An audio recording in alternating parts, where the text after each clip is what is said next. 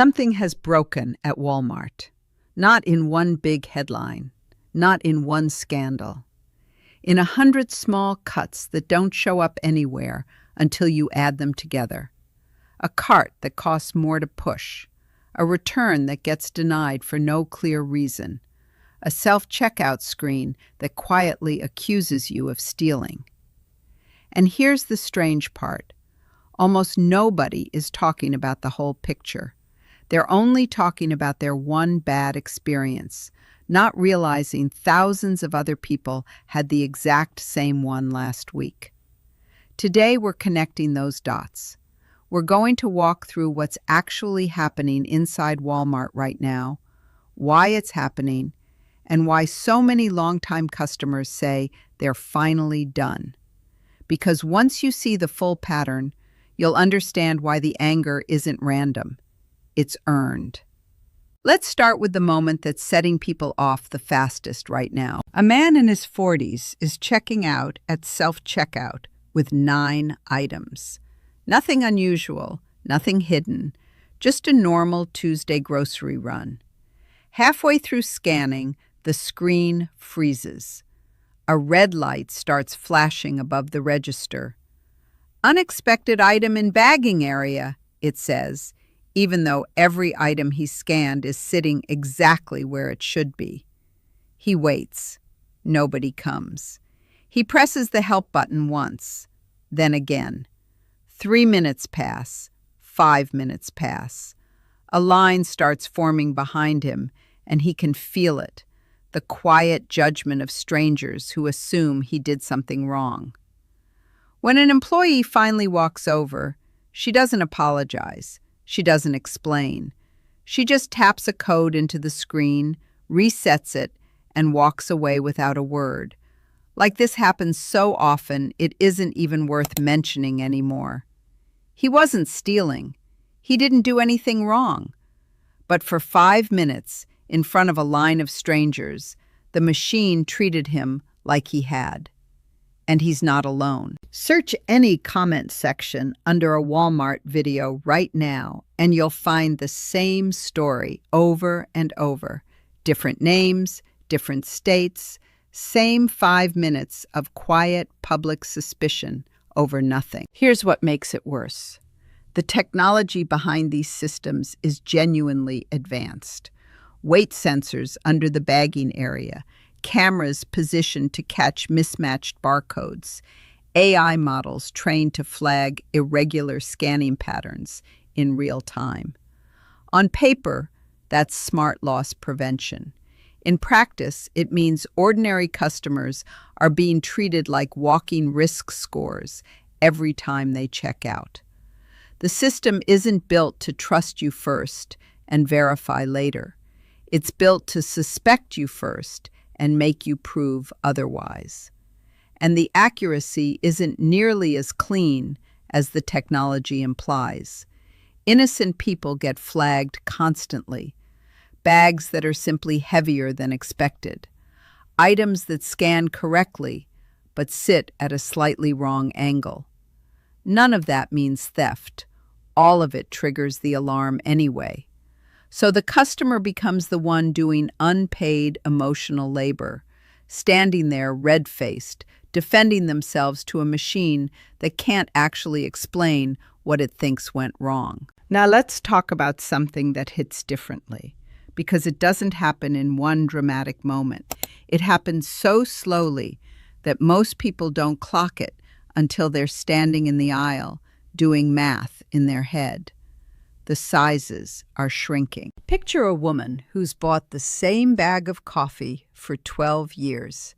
Same brand, same shelf, same routine, every single Sunday. One morning she grabs it without even looking, tosses it in the cart, and gets home before she notices something feels off. The bag is lighter than she remembers. She checks the label. 16 ounces has become 13. Same price. Same packaging design, almost identical, just resized just enough that most people would never catch it without weighing it in their hand.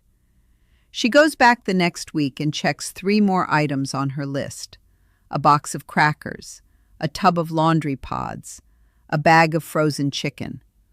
All 3 have quietly lost weight while the price stayed exactly where it was, or in some cases, even went up a little on top of it. This isn't one brand doing something sneaky. This is happening across categories, across manufacturers, on a scale that's become impossible to ignore once you start actually checking. Companies will tell you it's about rising input costs, and in a lot of cases, that part is true. Ingredients cost more, packaging costs more, shipping costs more. Nobody's disputing that businesses are under real financial pressure. But here's the part that stings. Instead of raising the price honestly and letting the customer see the number change, the industry chose the quieter route. Shrink the product. Keep the price tag identical. Let the customer's brain do what it always does: glance at a familiar price and assume nothing changed. It's not illegal. It's not even rare anymore. But it is, by design, meant to be missed. And Walmart, as the retailer stocking these products on a massive scale, benefits from a customer base that isn't checking ounce per dollar on every single item, because the moment they start, the math gets uncomfortable fast. Have you caught this happening on something in your own pantry recently? Drop the product in the comments. I guarantee 3 other people scroll past and go check their cabinet immediately after reading it. Here's where it gets harder to see, because this next part isn't happening on the shelf. It's happening in the aisle itself, or more accurately, in the empty space where an employee used to stand. Think about the last time you actually needed help finding something specific at Walmart. Not something you could Google, something you needed a real person to explain. A compatibility question, a sizing question, a "does this actually work with that?" question. Walk the aisles today and you'll notice something. Entire departments run with almost no staff visible at all. Electronics, home goods, auto parts. Sections that used to have someone stationed there who actually knew the inventory now have a QR code taped to the shelf edge instead, telling you to scan it and read the specs yourself. A woman needing a specific size of propane tank fitting stands in the hardware aisle for 10 minutes, phone out, zooming into product photos, trying to determine on her own whether a $3 adapter will actually fit her grill. There's no one to ask. She ends up buying 2 different versions just to be safe, planning to return whichever one doesn't work. That return trip, that extra gas, that wasted time, none of that shows up in Walmart's efficiency numbers. It just shows up in her Saturday. This is the part almost nobody says out loud. Every employee who isn't there anymore was replaced by something, and usually that something is you. Your time, your research, your trial and error. Retailers call this operational efficiency, and from a spreadsheet, it absolutely is. Fewer people on payroll, more tasks automated or outsourced to the customer, higher margin per labor hour. But efficiency for the business and convenience for the customer are not the same thing, no matter how often those two get talked about like they're interchangeable. One of them is getting easier. The other one is getting harder. And it's not the one wearing the vest. Now let's talk about the thing that turns simple frustration into genuine anger. Because unlike a shrinking bag of coffee, this one feels personal. Returns. For years, Walmart's return policy was part of the reason people trusted the store enough to buy things they weren't 100% sure about. If it didn't work, you could bring it back. No interrogation, no drama. That trust is eroding fast, and customers are noticing exactly when it started to change. A man buys a power tool, uses it twice, and it stops working entirely. A clear defect, nothing he did wrong. He brings it back with the receipt, box intact, everything by the book. Instead of a simple refund, he's met with a system flagging his account for unusual return activity. Even though he can count on one hand how many returns he's made there in the past 2 years. He's asked questions that feel more like an interrogation than customer service. He leaves without his refund and without an explanation of what exactly triggered the flag in the first place. This is happening because retailers, including Walmart, have started using return tracking algorithms designed to catch serial return abusers. People who buy something, use it once for an event, then return it, or who exploit loose policies for profit. That kind of abuse is real, and it costs retailers real money. Nobody's arguing that fraud prevention is unreasonable on its face. But here's the problem. These systems are blunt instruments being used on a population of honest customers, and the false positive rate falls entirely on people who did nothing wrong. The burden of proof has quietly shifted. It used to be the store's job to prove a pattern of abuse before restricting someone. Now, increasingly, it's the customer's job to prove their innocence before getting money back that was rightfully theirs to begin with. And there's something specifically corrosive about that shift, because a return policy isn't just a logistics function. It's a signal. It tells the customer, we trust you enough to make this easy. When that signal disappears, something deeper than convenience disappears with it. Let's talk about the app, because if there's one thing that seems to unite almost every frustrated Walmart customer right now, it's this. You are now expected to be your own employee. Want a price match? Open the app. Want your loyalty discount applied? Open the app. Want to check if the item on the shelf is actually the item that's in stock? Since the shelf tag and the online listing don't always match anymore, open the app. Curbside pickup running 20 minutes behind with no notification? Check the app, because nobody is coming out to tell you. A woman waits in the pickup lane for 35 minutes past her scheduled window. She calls the number on the sign. No answer. She opens the app instead and finds her order sitting in a queue with no updates time, nothing but a spinning icon that implies someone somewhere is working on it. She eventually walks inside to ask a person directly, only to be told the app should have updated automatically, as if that fixes the half hour she just lost, sitting in a parking spot with her engine running. This is the quiet redistribution of labor, happening across nearly every part of the shopping experience.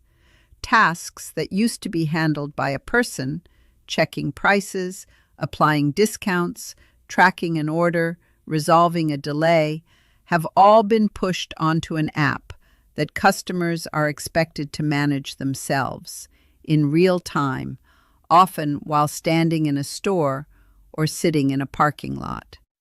The technology genuinely works most of the time. That's not really the argument here. The argument is this. If customers are now doing meaningful chunks of the labor that employees used to handle, has any of that saved time or saved labor cost been passed back to them in lower prices or better service? Ask almost anyone, and the answer is the same. No. The work moved, The savings didn't follow it. There's a comment showing up constantly under videos about this exact topic, and it captures the mood perfectly.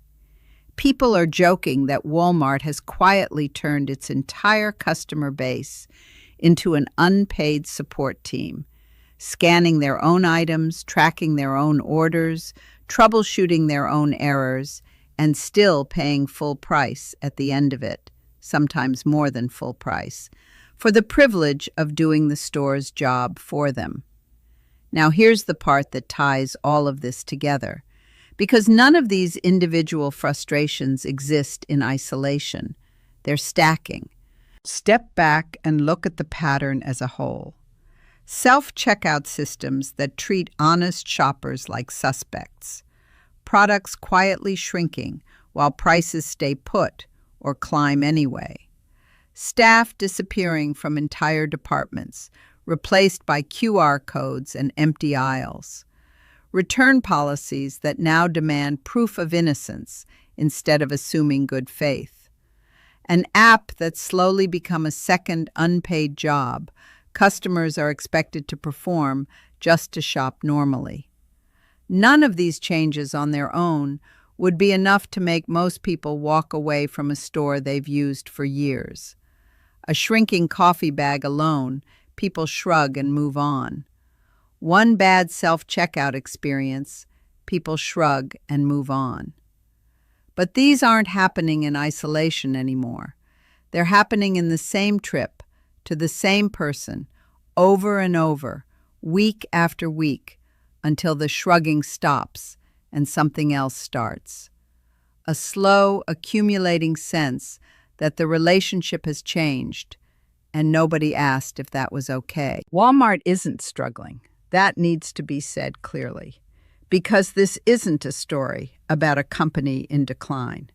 It's still the largest retailer on the planet, still posting strong numbers, still expanding in most of the country.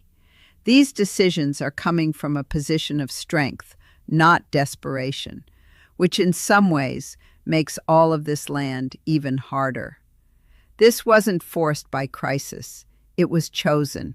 Deliberately, trip after trip, because the math worked out in the company's favor, even if it didn't work out in the customers'. But a store isn't just a balance sheet. It's a relationship built on thousands of small, repeated moments of trust. The moment you didn't have to double-check a price because you knew it would be honest. The moment you didn't have to justify a return because the store just believed you. The moment there was a person nearby who actually knew the answer to your question. Those moments, individually tiny, are what actually built the loyalty that made Walmart what it is.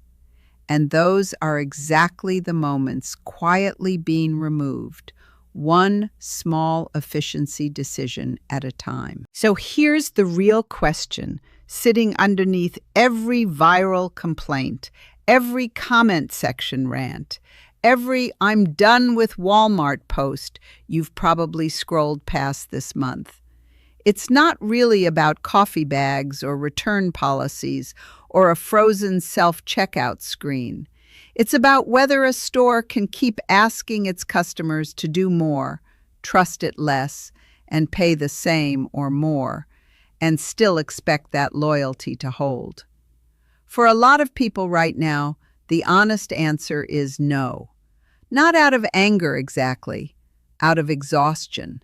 The quiet kind that doesn't announce itself with a dramatic exit. Just a slow redirection of where the weekly cart ends up going instead. So I want to hear it straight from you. Which one of these hit closest to home? The self-checkout suspicion, the shrinking products, the missing staff, the return hassle, or the app doing a job a person used to do? Tell me exactly which one, and tell me what happened. Because I promise you, the second you post it, someone else in the comments is going to say the exact same thing happened to them last week.